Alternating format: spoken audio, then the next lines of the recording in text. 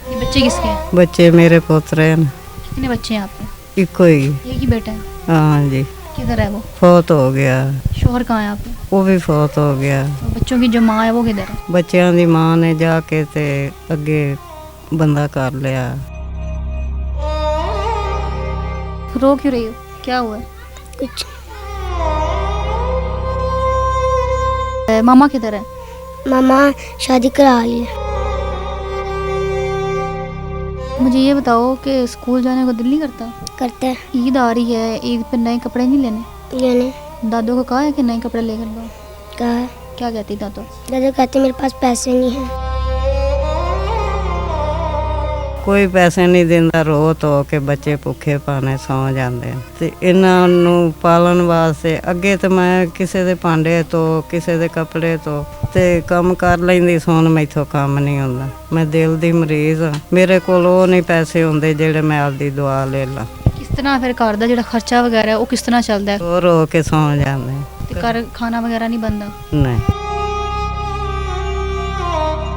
कोई सानू राशन रूसन नहीं किसी पासों लभदा। ईद आ रही है, बच्चे जेड़े ने ईद दे कपड़े कित्थों लैणगे? किस तरह मतलब ईद करनगे? कि मैं कमाई करन जोगी मैं कोई नहीं, वक्त पास कर लैंदे इन्ना पुराने सराने कपड़ियां च। माँ जी मैनूं दसो कि जेड़े घर 'च असीं बैठे होए हैं ये तुहाडा अपना ਜਾਂ किराए ते? घर अपना है ते छत्तां जेड़ियां ने गलियां पईयां ने, जदों बारिश पैंदी जिन्नी बारिश बाहर हुंदी उन्नी विच हुंदी। जदों दा मेरा बंदा मरिया, मेरा पुत्तर मरिया, सानू कोई अमदाद करदा ते मेरा भी जी करदा है रज के रोटी खान, चंगे तो चंगा कपड़े पान, इन्हां दियां वर्दियां लियावां। लोकां दे बालां नूं जदों वेंदे ने उसले रोंदे ने ते मैथों बर्दाश्त नहीं हुंदी।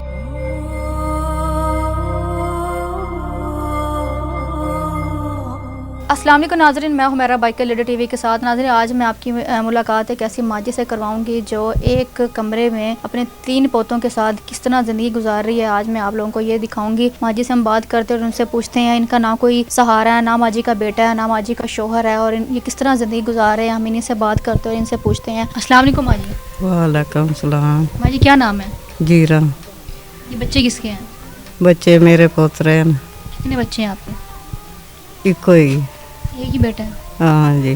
किधर है वो? फौत हो गया। कितने साल हो गए? 4 साल हो गए। शोहर कहाँ है आपके? वो भी फौत हो गया। तो बच्चों की जो माँ है वो किधर है? बच्चों की माँ ने जाके ते अगे बंदा कर लिया। बच्चे की माँ ने किसी होर नाल निकाह कर लिया? हाँ जी। कितना टाइम हो गया? उन्होंने 3 साल हो गए।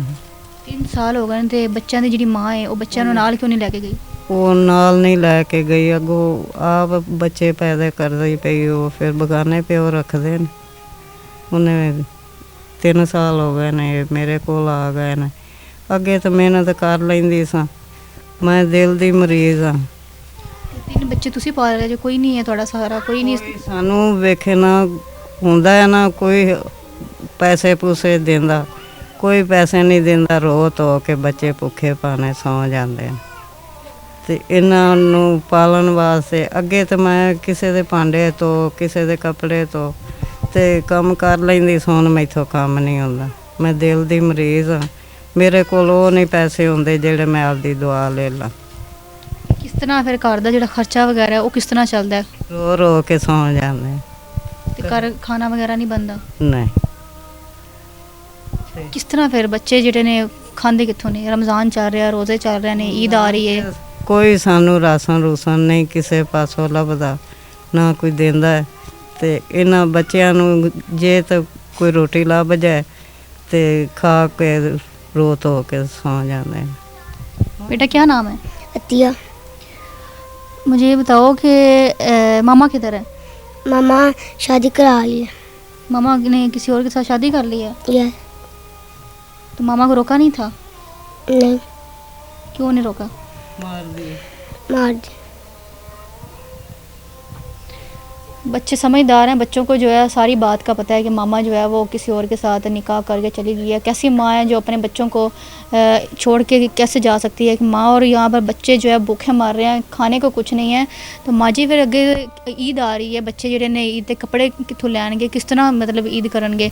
मैं कमाई करन जोगी मैं कोई नहीं ते इवें ही वक्त पास कर लैंदे इन्ना पुराने सराने कपड़ियां च। ਕਿੱਥੋਂ ਮੈਂ ਨਾ ਲਿਆ ਕੇ ਦੇ, ਮੈਂ ਇੰਨੇ ਜੋਗੀ ਨਹੀਂ ਆ। ਤੇ ਮੇਰਾ ਐਕਸੀਡੈਂਟ ਵੀ ਹੋਇਆ ਹੈ। ਮਾਂ ਜੀ ਮੈਨੂੰ ਇਹ ਦੱਸੋ ਕਿ ਜਿਹੜੇ ਘਰ 'ਚ ਅਸੀਂ ਬੈਠੇ ਹੋਏ ਹਾਂ ਇਹ ਤੁਹਾਡਾ ਆਪਣਾ ਜਾਂ ਕਿਰਾਏ ਤੇ ਹੈ?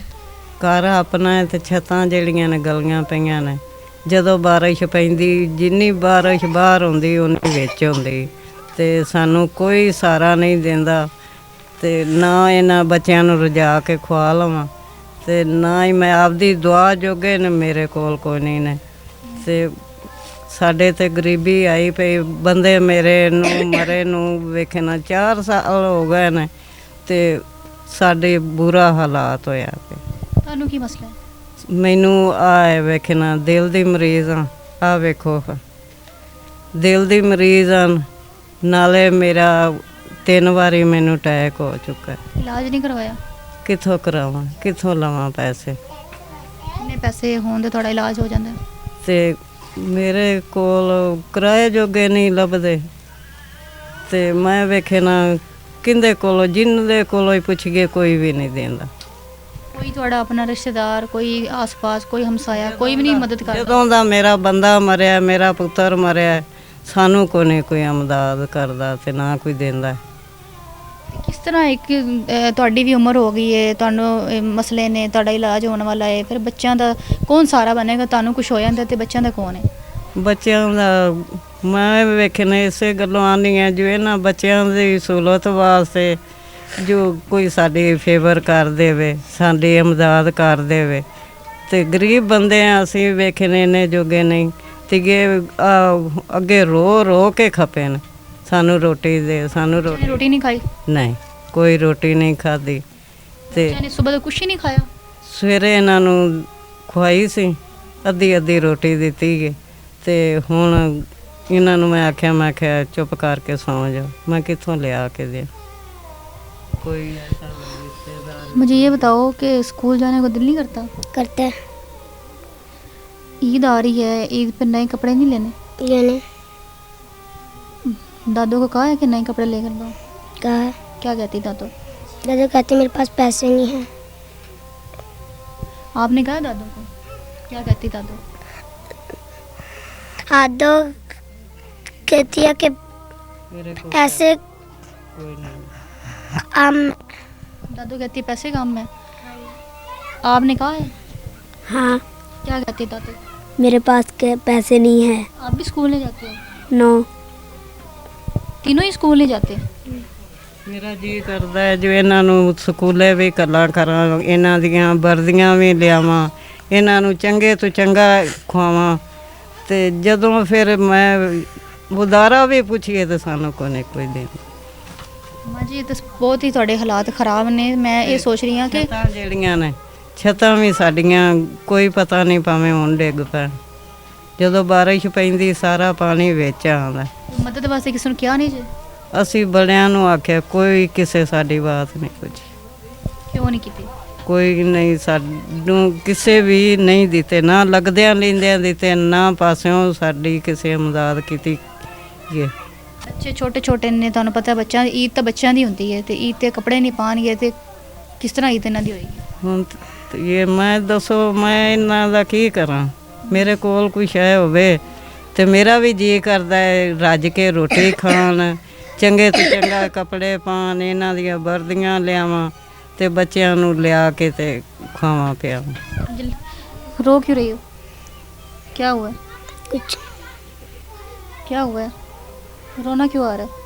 बस ਇਹਨਾਂ ਰੋਣ ਇਸ ਗੱਲੋਂ ਆਉਂਦਾ ਪਿਆ, ਜੇ ਸਾਡੀ ਦਾਦੀ ਕੋਲ ਕੋਈ ਸ਼ੈ ਹੋਵੇ ਤੇ ਸਾਨੂੰ ਲਿਆ ਕੇ ਦੇਵੇ। ਬੱਚੇ ਸਮਝਦਾਰ ਹੈ, ਗੱਲ ਨੂੰ ਸਮਝਦੇ ਨੇ। ਹਾਂ, ਇਸ ਗੱਲੋਂ ਜ਼ਿੱਦ ਨਹੀਂ ਕਰਦੇ ਕਿ ਨਹੀਂ ਪੈਸੇ ਹੈਗੇ, ਨਹੀਂ ਕੋਈ ਚੀਜ਼ ਨਹੀਂ ਹੈਗੀ ਤੇ ਜ਼ਿੱਦ ਨਹੀਂ ਕਰਦੇ ਨੇ। ਲੋਕਾਂ ਦੇ ਬਾਲਾਂ ਨੂੰ ਜਦੋਂ ਵਹਿੰਦੇ ਨੇ ਉਸ ਵੇਲੇ ਰੋਂਦੇ ਨੇ ਤੇ ਮੈਥੋਂ ਬਰਦਾਸ਼ਤ ਨਹੀਂ ਹੁੰਦੇ। ਮੇਰੀ ਸ਼ੂਗਰ ਤੇਜ਼ ਹੋ ਜਾਂਦੀ ਹੈ, ਬਲੱਡ ਤੇਜ਼ ਹੋ ਜਾਂਦਾ ਹੈ, ਆ ਦਿਲ ਦੀ ਦਰਦ, ਮੈਂ ਫਿਰ ਮੰਜੀ ਤੇ ਡਿੱਗ ਪੈਣੀ। ਕੋਈ ਇਲਾਜ ਲੂਜ ਵਾਸਤੇ ਕਿਸੇ ਪਾਸੋਂ ਨਹੀਂ ਪੈਸੇ ਲੱਭਦੇ।